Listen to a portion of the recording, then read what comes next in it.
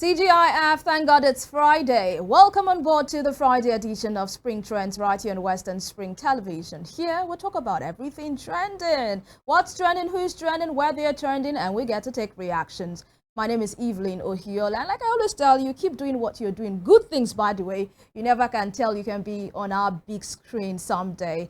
Today, I do not do this alone, and today, Femi Ojo is missing in action, but we have a worthy replacement. Should I call it like that? No, temporary sub. Exactly. How do they call it in football?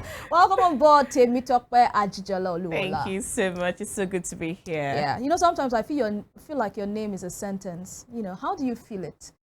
On forms, Temitope, AjijolaOluwa-Ola. Oh, man, that's long. Yeah, it is. But the meaning. When you look at the meaning, then you want to put everything in and let them know. Exactly. That's your name. And that's exactly why I decided not to drop my surname after Mary. That's good. Let's move on now, shall we? Very first story this morning, we hear that Cotonou degree certificates obtained from 2017 onwards, that is from 2017 till 2024, are to be declared invalid. All individuals employed by the federal government using such certificates are to be dismissed immediately.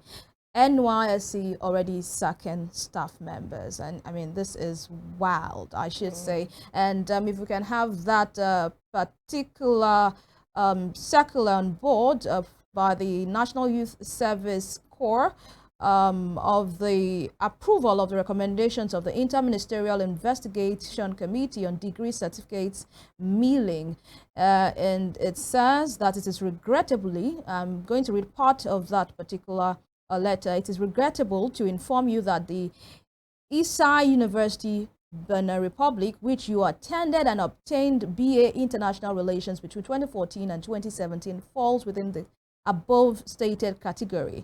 So in compliance with the federal government directive on the above, your appointment as admin officer 2 with NYSC is hereby terminated with immediate effect. Okay, so this is a sack letter, a dismissal letter from the NYSC to one of its staff members, and you can see it was signed by the director, HRM, for the director general. Well, let's take reactions at this time. Busayo Agbola says persons who have evidence to show that they legitimately earned their degrees should approach the court. It's unfair to dismiss every other person's hard work because of a few bad eggs. And Usaini on X says, people that are saying it is not fair are the bad eggs in Nigeria. If you want a working system, you should follow the due process. Students spending years in school to get a degree, and someone somewhere will pay less than 500K to get it in 1 month. Employing this type of people is a big slap to the country. Stop being emotional and face the reality. If Nigeria is to start working, many civil servants will be exposed from their ugly and corrupt certificates. Odogu Anyoma says, I think so many people got there legitimately and shouldn't suffer this fate. I know Nigerians that even own schools in Benin Republic. This bandwagon effect would not go well on a lot of innocent people. And Bill's collection says, you just wake up in the morning and you decide to declare 4 to 5 years of someone's hard work invalid. Tope, what do you think? Well, they're all right, all of them. Yeah. Everyone who has commented are right, but we have to just look at it on some basis. The first thing is, I really think it might be hard to really get evidence to say or to prove that these people got theirs legitimately, because if you go to these schools, no school wants to tell you we aided and abetted all of these actions. So it might just be difficult, but then they're right for thinking, for those people and saying that it's really unfair to throw all of them under the bus. But as it is, Nigeria also needs to take a stand, and that's a proactive measure. It's really, really commendable. Although it was captured correctly, it is regrettable that they have to do that. But I think that if these people are going to be sacked, there should be some level, at least, of compensation for them. And then if they really need their certificates, I think they should just go get some other certificates. But then do you think they should allow them probably to go back to school, and if you have your certificate from yes, I think that should be given. If you can still go back and get other forms of certificate legitimately this time in maybe in Nigeria or a recognized school, a school that is trusted, any institution that is trusted, then you would be exempted. But for those who cannot really go through all of those, then some level of compensation should be given. Then they shouldn't be sacked outright. Then we'll say sorrows, prayers. Let's move on to the next story this morning, and we are going to Rivers State. Governor Fubara begins payment of 85,000 naira minimum wage in Rivers. I think for all the states so far, it is Lagos and Rivers State that are paying the highest. Lagos also 85,000 naira. The agreement was reached during a closed-door meeting presided over by the governor and attended by representatives of organized labor under the auspices of the Joint Public Service Negotiating Council in the state at Government House in Port Harcourt on Friday. And briefing newsmen after the meeting, the head of the Rivers State Civil Service, Dr. AjijolaOluwa-Ola, said the government would begin payment of the new minimum wage in November 2024. So congratulations are in order to civil servants in Rivers State. I mean, according to what the head of civil service is saying here, is saying they will get their payments. It will reflect in their November salary. Let's see reactions from people. Victor Frank Ejo says, we are solidly behind you, Mr. Governor. Finance Nomad says it's great when leaders match words with action. It's 5,000 naira buys a bag of rice only, but it is a good starting point. Leaders do not have to wait for federal debates on minimum wage before doing the right things. It would be nice to have a state announce 150,000 naira as the minimum wage. Adewale Damilare says, great. He has no choice but to carry his people around. Only with this can he turn Wike into a political vegetable. The Master Don says, after Alex Oti, now the next working governor I know as of now. All right. let's have your take, Tope. Well, for the 85,000, I think it's quite commendable.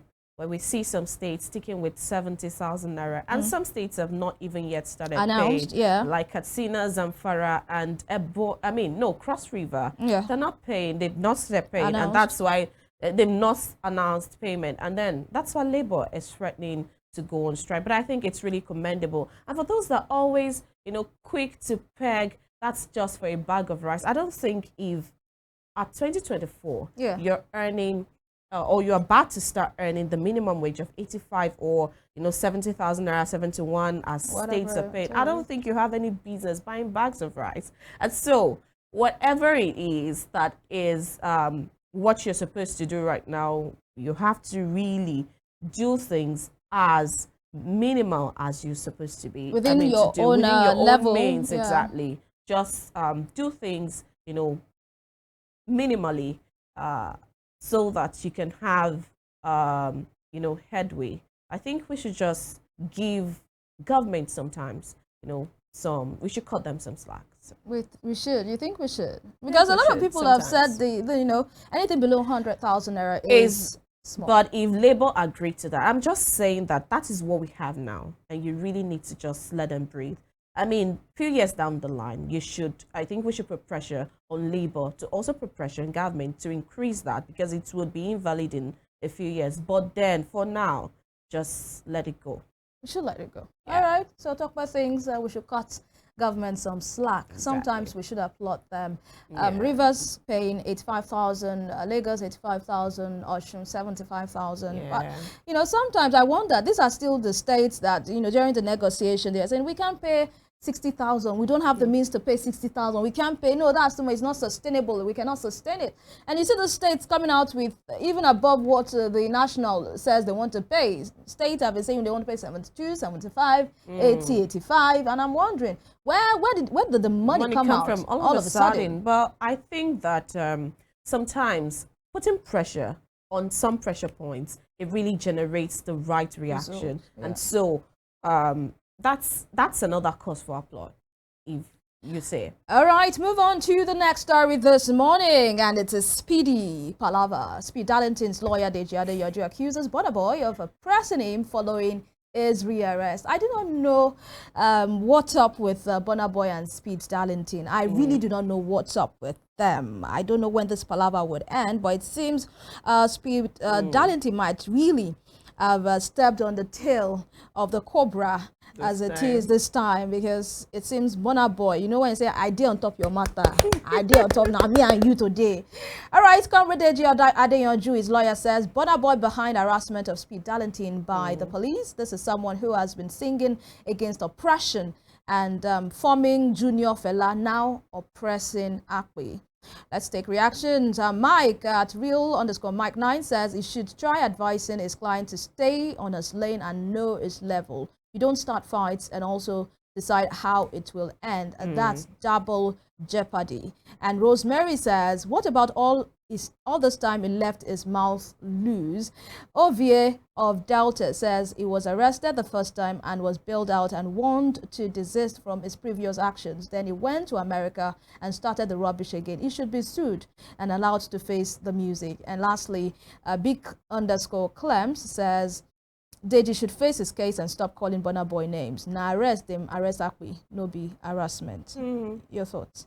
Well, it's that when it comes to all of these entertainers, there are always underlying issues that we do not get to see. But then as fans, as Nigerians, as citizens, we play judge and jury. It's sometimes good for the gram, so it would be the banter. I think that's what really keeps us going as Nigerians. I think those things will always be there. But for, you know, talking about the actual thing, when we want to talk about the moral grounds for all of this, I don't think that we can really know the full extent of, or the root of all of these issues.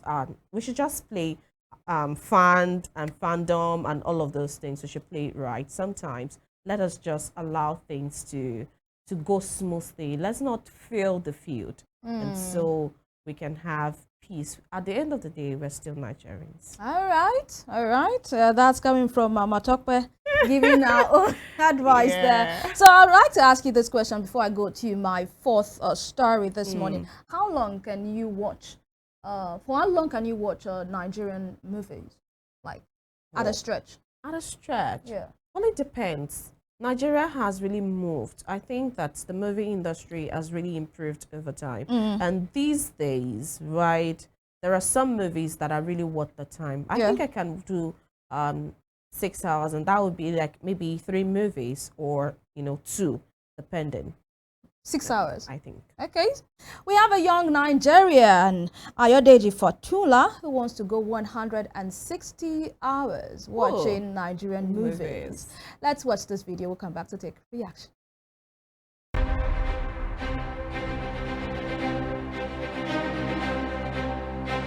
As great as Nollywood is doing, I still see a lot of people say to my ear that I don't do Nigerian movie. It's saddening to me, and I want to change that story, and I want it to always stand out as Nigerians always stand out everywhere.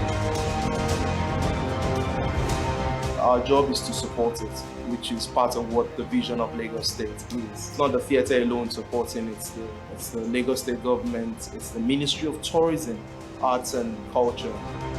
I'm Fatula Ediji. I'm here backing on the longest movie marathon at the cinema or theatre, but I choose to do it in the theatre with you and your family. It's happening live at Igodo Theatre, Lagos, where all odds will be beat. Join us as we celebrate Nollywood. Join us as we get cinematic legacy running for 7 days. There's snooker, there's chess. Ayodeji Fortula doing 80 films in 160 hours. You know, that's someone trying to break another record there, Guinness World Record for the longest movie watch. You know, in a stretch, longest film movie marathon cinema, as it plans to watch no fewer than 80 films for 160 hours. Your thoughts? Do you think you can do it? I was thinking the fuss about this getting your name on the GWR is over. It's over. People are not resting. With movie. Really, people are not quitting. I mean, well, do you think you can?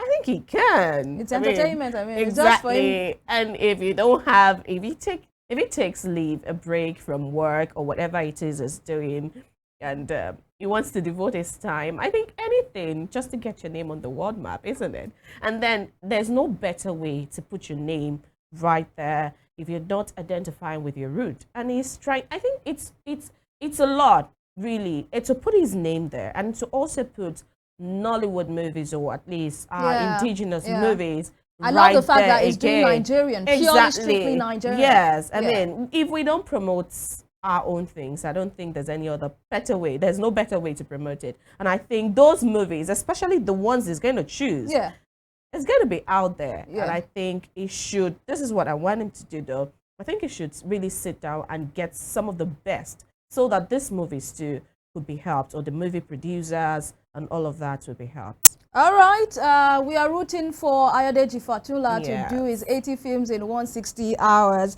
And, you know, it's going to start, I think, on the December 8th to 15. Yeah, Sunday, December 8th to 15, 2024. Wow. All right. And we close up with our last story this morning, and it's with a video. These French people, I don't understand their motive. I don't understand what they want to do. But you can see this French folks singing a P-Square song. Let's watch. We'll come back to take reactions.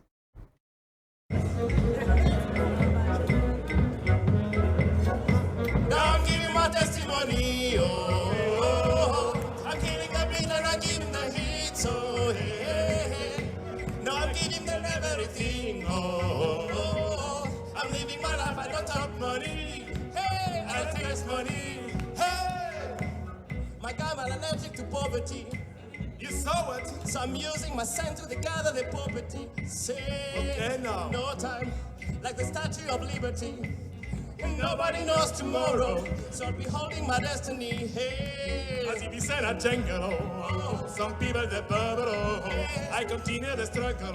Oh. I actually find that amusing. Yes. This was posted on X by one jobless boy.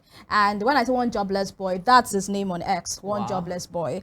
And he says, P-Square, come and see. Oh, they are fighting. You know the feud between the brothers. But let me quickly take reaction. Esume Jude says, this one day they shout testimony and money up and down. You should also not be money Jagaban go borrow, so he go come back, give us testimony. The president is in France, by the way. And Sammy says, is that who I think it is? Who is that? Okay, President Bola Tinubu with the cap. No, I think that was inserted there. That should be some graphics work there. The statistician says they are seriously fighting people that should be going for concerts, and that's Rude Boy and Mr. P. Watching Mere says, at Rude Boy and Peter P Square, that's Mr. P, we have seen your replacement. You guys can continue with the quarrels. So what do you think, Tokwe? Well, I just think, who says that P Square is dead? Who says so? I think that some of these things are just a constant reminder of the fact that there is nothing that's happening between two people that cannot be resolved if you really set your heart to do it. I think that this is one of the things that should be a pride in their hearts when they see these and feel sorry for the fact that they went separate ways. They were putting a smile on people's faces, and they were out there. I mean, that's someone in France singing, or even if he's not in France, that's I mean, you said the person is a Frenchman, and you know, all of these things, I just feel that we should at least strive to resolve our fields. And I think that it's still one of our pride as Nigeria to the world. I mean, they are singing our songs, dancing to our music everywhere. I mean, did you see the vibe? He wasn't trying to put the vibe and the voice and all of that. It's beautiful to watch. All right, that's the show this morning. Thank you for the ride and the journey so far. We could not have done it without you, and that's why I always say thank you to our esteemed audience for all that you do and all that you are to us. Thank you so much, Tokwe, for your time. I mean, it was a wonderful time with you on the show this morning. To have me here. And people, that's it for today and for this week. Have for yourself a fabulous weekend. Remember that problem not the finish you, so have fun while you still can, and enjoy to laugh when you still have your teeth intact. My name is Evelyn Ohiolei, signing out for Spring Trends.